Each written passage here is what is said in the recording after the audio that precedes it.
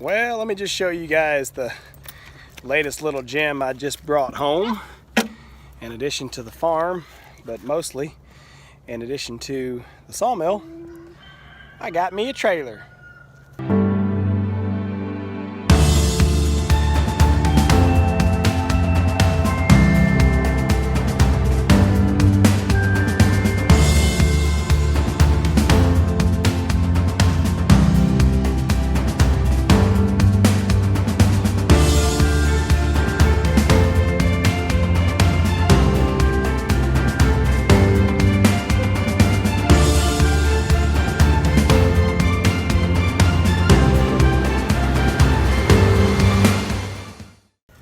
Okay, so let me tell you about the trailer. Let me tell you why I got it. This is not a pretty trailer. This is not a heavy duty trailer. This is actually a frame out of a travel trailer, you know, just a camper. And so you can see it's very lightweight. I mean, this is just like a C-channel, almost like a C-pearl, and I don't even think it's 1/4 inch. And they've cut all these little pockets out of it just to try to take weight off as much as they can on these things. The title says it's rated for 4,500 pounds gross weight rating. I'm gonna guess these axles are probably both 25s. I don't think they're anything much more than that. That'd be 5,000 pounds. So they're probably both 2,500 pound axles, and that's okay. My plan for this trailer is to just basically put a deck on it and mount the sawmill on it. You know, so it basically will make my mill portable, which is not the game that I'm really into. I've had a few people ask me about moving to their place, but as long as I can get people to bring me their logs and I don't have to move my mill to their location, I'd just as soon mill at my own place, right? But it gives me that option to be portable. But more than anything, what it does is it gets my mill up and off the ground. You guys have seen my sawmill. It sits right down in the mud. I got a couple pine, like 6x6s that I put it on. It's got a bunch of bricks and crap to level it up, and those are all broken and falling out. I'm constantly having to reset the mill, check that it's level. It's just a muddy, nasty, horrible mess around the mill. So I want to get it up on this deck. And even if I never go mobile and I never take it to a job, just getting the mill up off the ground, I'll have a solid wood deck, a solid work surface to work on. The sawdust piles up, you just sweep it off, you know. It'll give me an option too to then pull the mill when it's rainy and muddy like it is now. Right now I'm having to go back, driving through my backyard. I'm rutting everything up. I'm making a terrible mess to get back to where the mill's at now. The mill is gonna move to better ground soon enough. Basically right here where the dump truck is sitting is where the mill is supposed to move to, but who knows when that'll happen. So the trailer deck for the sawmill is basically the quick solution on that. So like I said, it'll get the mill up off the ground. It'll give me the option to be portable if I want to. And if nothing else, it gives me the option to be portable here on site at my house. I can roll this thing out in the middle of the driveway, mill logs on a nice sunny day like today. And when I'm done, just park it off to the side, out of the way. I don't have to have a dedicated hard level spot for this thing to sit on all the time. You park it in the driveway, put the jacks down. So there's a couple things I gotta do. First off, you can see the trailer, it's not, like I said, it's not real durable, and honestly, I mean, I can pull on it here and the whole thing flexes. The cross members are like, it's 30 foot to like here on the nose somewhere, but it's a good 24 or 28 feet of flat deck, you know, not counting the tongue, which is way more than I need. I've only got 22 feet worth of mill track. I can only cut like 19 feet. So I didn't need a full 30 feet, but hey, it gives me a little bit of lanyard, you know, place to set a toolbox, or, you know, just have a space to walk around.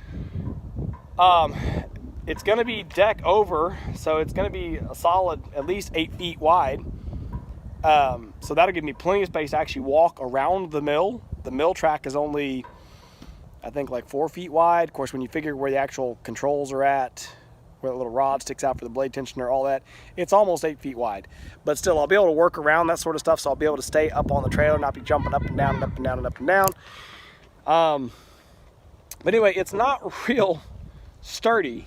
And so I am going to have to try to beef it up a little bit. But really what I'm planning on doing is just cutting like some 4x4s to run the length of it. Whatever I've got to cut to get me up above the wheels. Oh, by the way, paid $500 for the trailer, okay? Is that too much?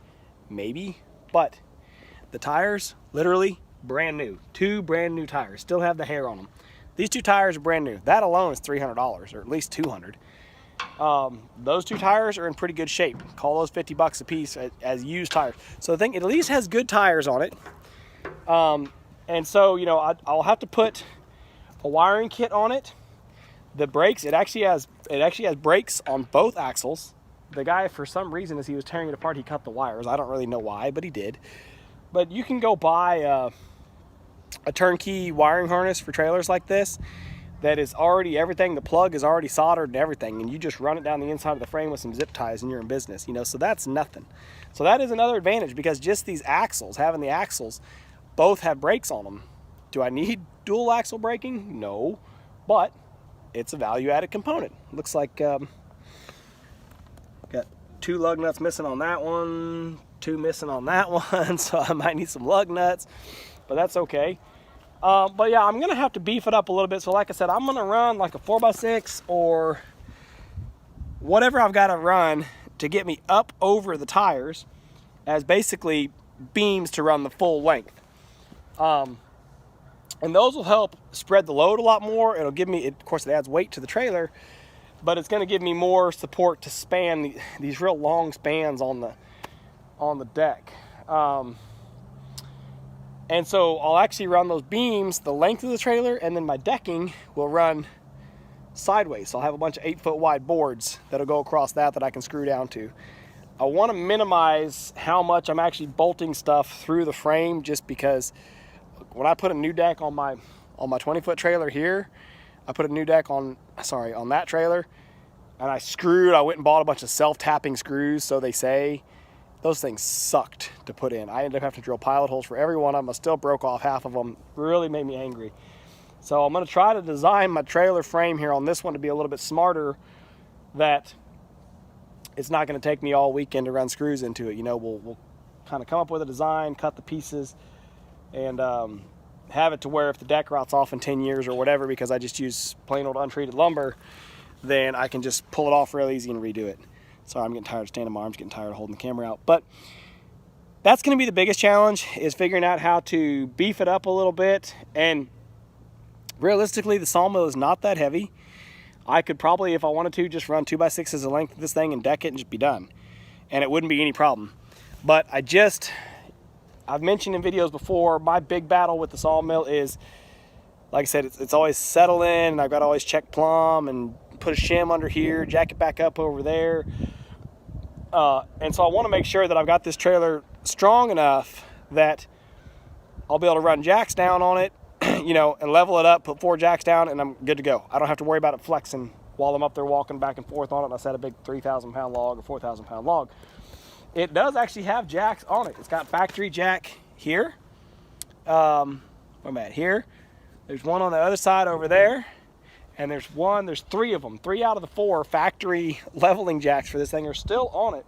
And they're just a little scissor jack that you put I don't have the right size tool, but basically you just put some sort of adapter on here, and I can run with an impact and just zip them down and be in business. I'll probably look at getting actual trailer jacks, ones that can swivel down. I was looking already, you can get them for like 200 bucks a piece for one that's got like a 2,000-pound rating, which is way more than I need. But I'm gonna do, like I said, at least 4 jacks. Really, I could probably go, it's so flimsy. I'm scared to put a jack on something like this because it's thin. It's so thin. Anyway, so like I said, I've got some work ahead of me. I've got some stuff I've got to do to this thing. But realistically, for a turnkey frame, that was the whole point of the video. For a turnkey frame, I was happy with $500. This thing's ready to go as far as me being able to just throw a deck on it and have it right here on the farm. My intention is not to run up and down the road with this thing all the time, so I'm not all that worried about the lights and everything else just yet. I just want to get it so I can get some beams on it, get my sawmill up on it, out of the ground, out of the mud, and be ready to rock, like I said.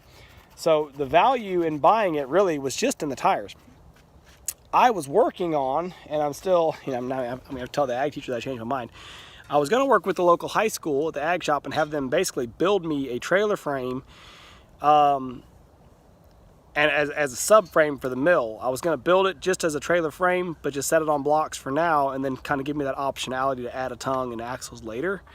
But that alone would have been several thousand, you know, when it was all said and done. And that's not paying any labor. That's just buying materials to build a decent trailer frame, you know, and buy all the axles and the tires and everything else. So this one's, like I said, it's turnkey, it's ready to go. I might have to go pay the ag teacher off. He'd bought 2 pieces of 20-foot 6-inch channel for me, so I might have to go pay him off for those, or he might just say that, you know, it came out of the spendy budget, whatever, and, you know, somebody else will use them, some other kid can use them on their trailer in the future. I don't know.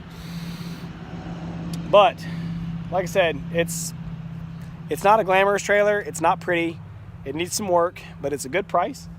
So this is your, you know, intro video, I guess, to the beginning of yet another project.